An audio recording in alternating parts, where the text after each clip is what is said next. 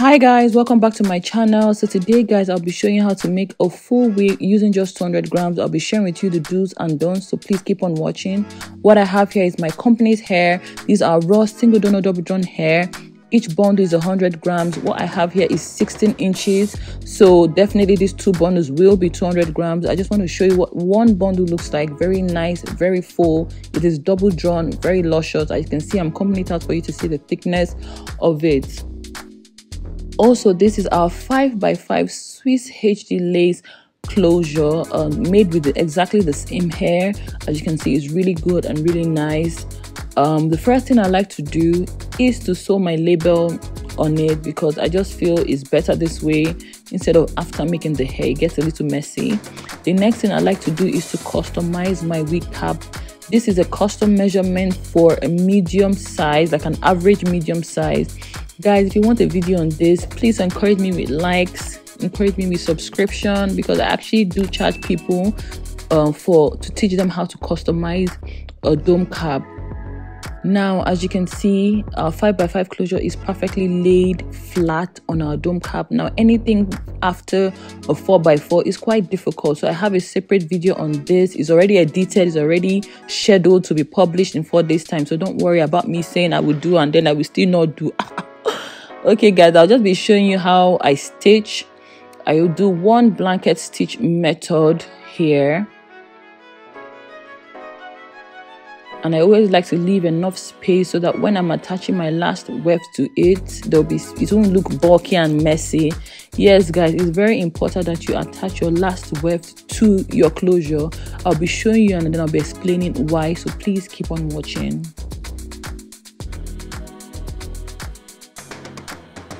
So guys, the next step is to put your spacing for your weft sewing. I like to do 1 inch spacing when I'm sewing in my wefts. So yes, I'll be using a crayon.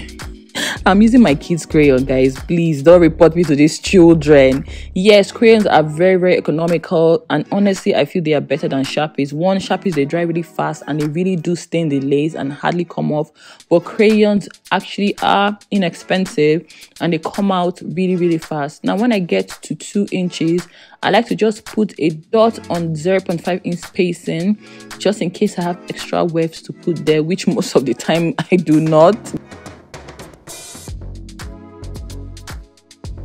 Now, the first thing you want to do is to make those straight lines first before you go to the sides. Always do this first, because you don't want to make a mess and draw the lines that are not really accurate. So I like to bend the first one down to the nape. However, because I will not be cutting the wefts, I will be like folding it. There's really no need to bend it down to the nape. So I just draw a straight line, which honestly wouldn't matter, and you will see why. So you just want to draw this side and then go to the other side and then draw the other side as well. Guys, pardon my lines, they're actually neater outside camera, I promise you. So this is what it should look like. Now, I have a video on how to make a bob wig, and there I explained in details how I do my sew-ins. So please go and watch that video and you'll know exactly how I do my sew-ins. What I'll be explaining to you is how I'll be bending the weft so I don't cut them. Everything else is in the other video. Now guys, I want to say this. There are, how will I say it, rules on how many bundles or grams you need by length, okay? To get a full look for 200 grams, please do not use more than 18 inches, okay? Anything from 18 inches is going to look really scanty, okay? And then you have to use 300 grams. So from 8 inches to 16 inches, you can use 200 grams and get a full look. 18 inches is honestly a risk. I would advise you to use 250 at least. But if you want to use 200, it will still be okay, right? So anything more than that, you do not want to use 2 bundles. Also, it would be advisable for you to use a wide closure, meaning anything from 5x5 to a frontal if you want to use just 2 bundles. Using a 2x4, a 2x6, it's not going to be easy. So this is how I do my weft bending. I actually sew into the weft, okay, and I double blanket the stitching, and this will just help it to be really flat. You don't want to go under the weft, you want to go through the weft 1 or 2 times double your blanket stitching as I did there, and then you can move across the same way. I want to say a big thank you guys for liking, commenting, and subscribing to my channel. I really do appreciate your comments. I appreciate your likes. You can always leave your comments for me. I will reply. If you check my comment section, I literally reply everyone. Okay, so just feel free to leave your questions, and then I'll reply you as soon as I can. Again, I'll be pushing the weft up to the next line, bending it over, and then pressing into the weft to get a flat bend, if that makes sense. Now this is what 100 gram looks like. That is one bundle. As you can see, it's full and nice, and the wefts are just right. I told my manufacturer exactly what to do, like the length of weft that I need.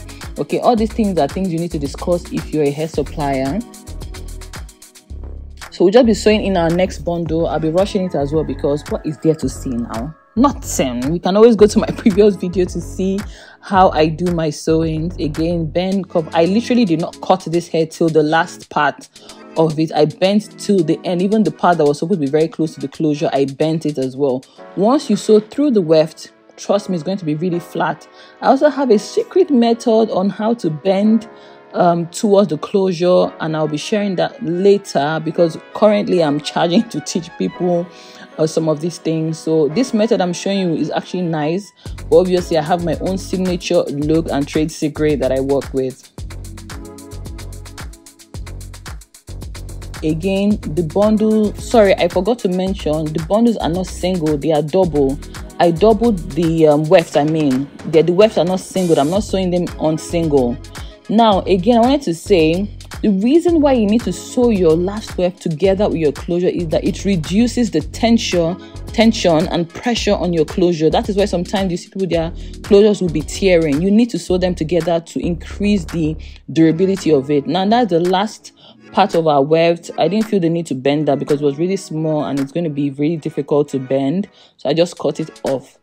Another secret of mine is that I do not sew, I do not secure my thread near the closure ever. I always go to the line below that is under the weft and then do my stitching there, so that if you want to patch your closure to the side, like really deep, like a deep side part, all those thread ends will not be sticking out. So always do this if you're a wig maker and you're like using needle and thread, not a sewing machine.